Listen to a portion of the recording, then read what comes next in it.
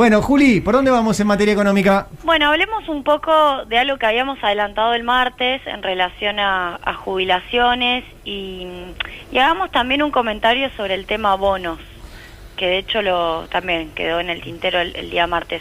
¿Por qué digo esto? Bueno, porque se anunció la movilidad, o sea, pudimos calcular la movilidad a partir de un dato que salió esta semana.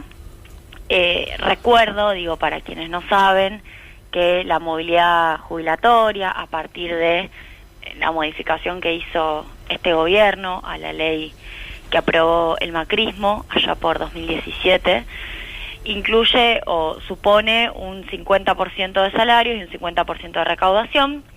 En este periodo que nos interesa, que es desde julio a septiembre, bueno, vamos a tener un RIPTE, o tenemos un RIPTE de 11,5% en el periodo abril-junio, como para el cálculo.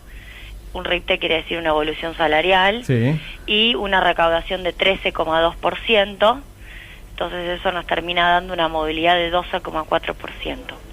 Hago el cálculo porque me parece que mucha gente cada vez que lo escucha, nada, dice, bueno, che, al final no es ninguna fórmula de la Coca-Cola. Uh-huh. O sea, sí. es bastante fácil, de hecho, la fórmula.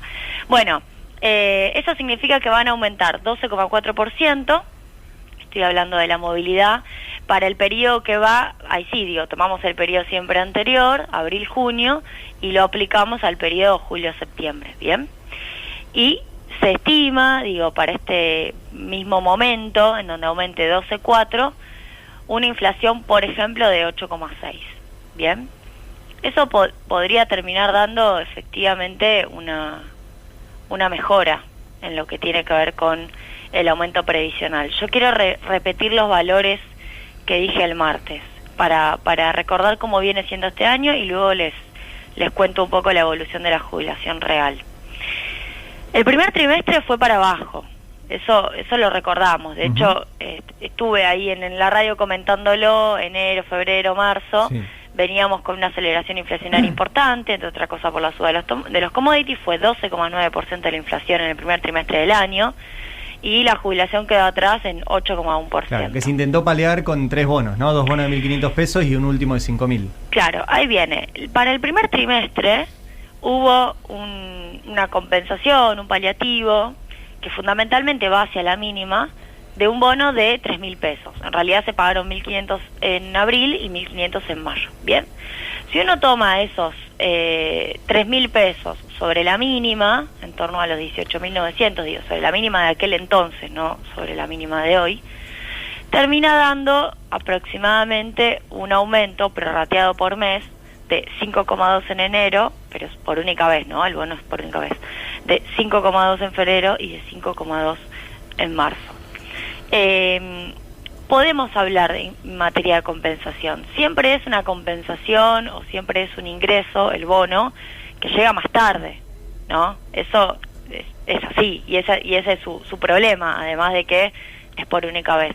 Pero me parece importante ponerlo sobre la mesa, porque el bono que se pagó en 2 partes, de abril y mayo, en algún punto fue a hacerse cargo de esa pérdida respecto de la inflación en el primer trimestre. Bien, en el segundo trimestre, a junio, que es el último mes del segundo trimestre, por eso me lo preguntaba el otro día, ¿por qué decís segundo trimestre y decís el último mes? Bueno, porque al segundo trimestre, que es abril, mayo y junio, lo que hacemos es mirar la variación de los indicadores cuando termina el segundo trimestre, ¿bien? Sí. Digo una obviedad, pero está bueno aclararlo. Entonces miramos a junio. Y a junio lo que tenemos es una movilidad que aumentó 12,1 contra una inflación que fue de 11% en ese segundo trimestre. Le ganó, pero por poco. Y ahí viene el segundo bono, que es el de agosto, el de ahora, de 5.000 pesos. Si tomamos las 5 lucas sobre la jubilación mínima a junio, que ya es de 20.571 pesos, termina dando que, bueno, a lo largo de este tercer trimestre, que es cuando se termina en algún punto efectivizando esa plata en consumo o en poder adquisitivo, bueno, hay un 8% más en la mínima en cada mes, prorrateando, ¿no? De los 5.000 pesos sobre los 20.000 pesos de la mínima.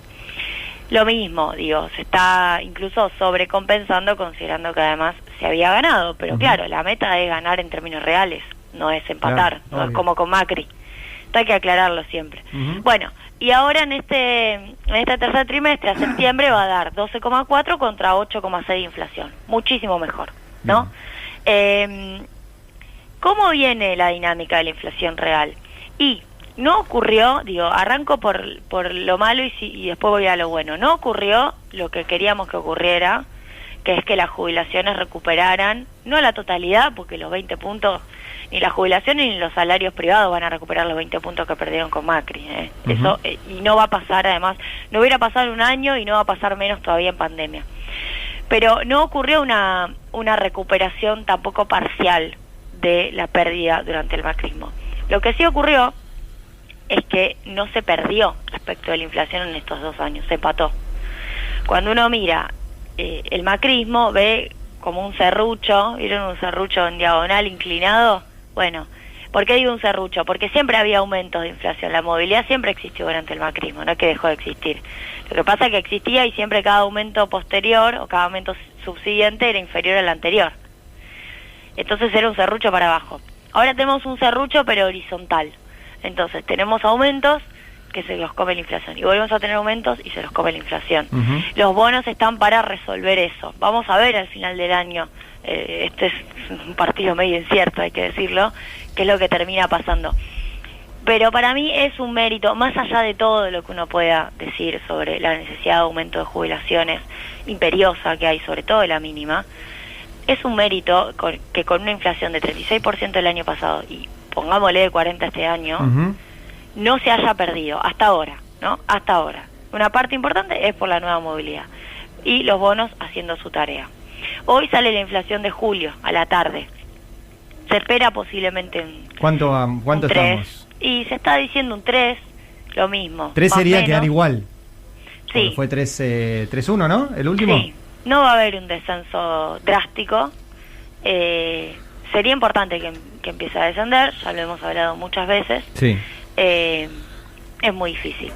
3% de cualquier manera para lo que veníamos teniendo, bueno, es un sostenimiento del nivel inflacionario, podríamos decirlo. Bien. Un par de cuestiones más. Salió la capacidad instalada de la industria.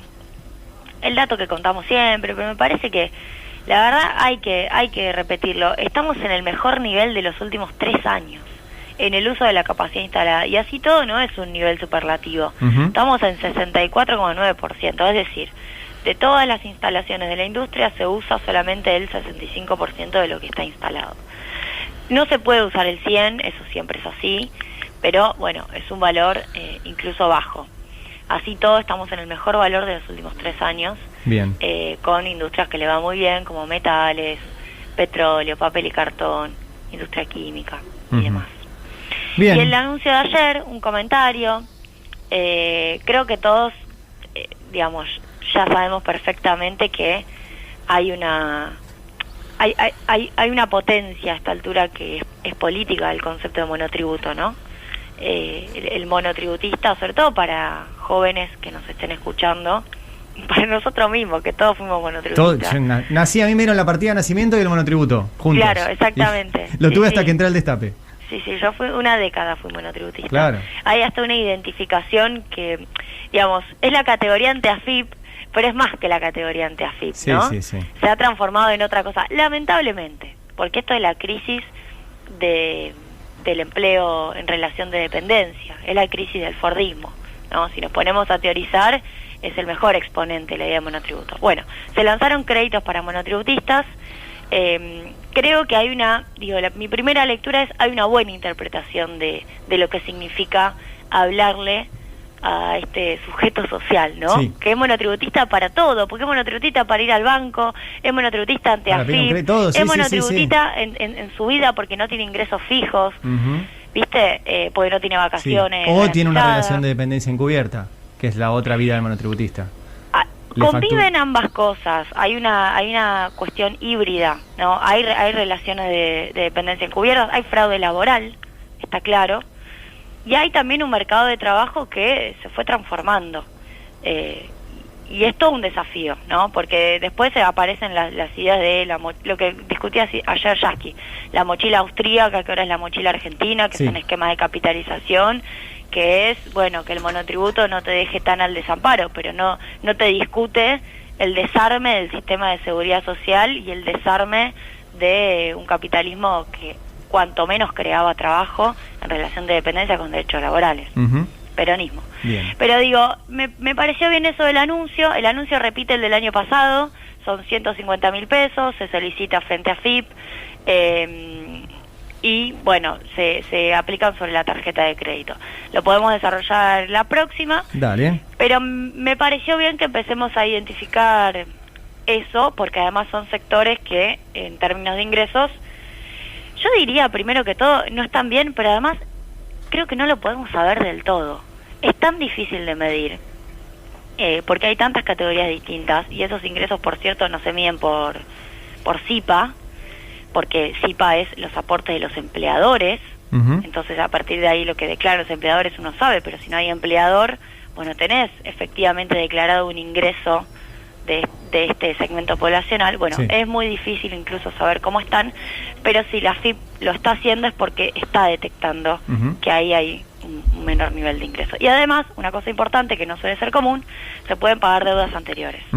Sí. Eso no es normal, de hecho no se suele hacer, con lo cual evidentemente hay un tema de demora o de ratio de endeudamiento que está ocurriendo. Totalmente. Bueno, Juli, la seguimos el martes, ¿te parece? Dale, un abrazo. Buen fin de semana. Julia Estrada en Habrá Consecuencias.